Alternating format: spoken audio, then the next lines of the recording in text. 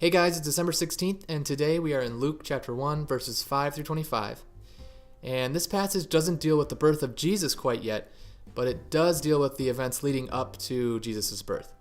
It's about Zechariah, Elizabeth, and their son John the Baptist.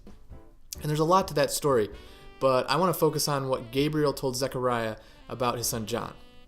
And remember, we've talked about John the Baptist before as a forerunner tasked with announcing the coming of the Messiah.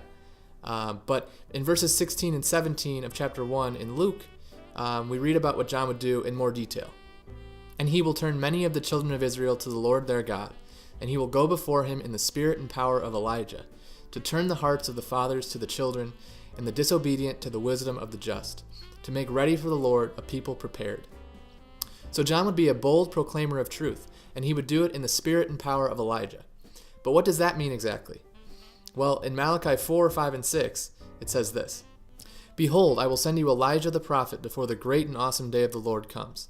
And he will turn the hearts of the fathers to their children, and the hearts of children to their fathers, lest I come and strike the land with the decree of utter destruction." So if someone comes in the spirit and power of Elijah, his job would be to call everyone to repentance, to prepare them for what the Lord was about to do.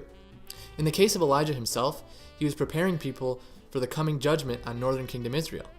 And in the case of John the Baptist, he was preparing people for the coming of Jesus, God in human flesh. But it doesn't end there. Revelation hints at the possibility of another Elijah coming in the last days to prepare us for Jesus' second coming, to make the bride ready for her groom. Now would be a good time to ask yourself, are you ready for that? We'll continue thinking about that tomorrow as we pick up where we left off in Luke. I hope to see you then.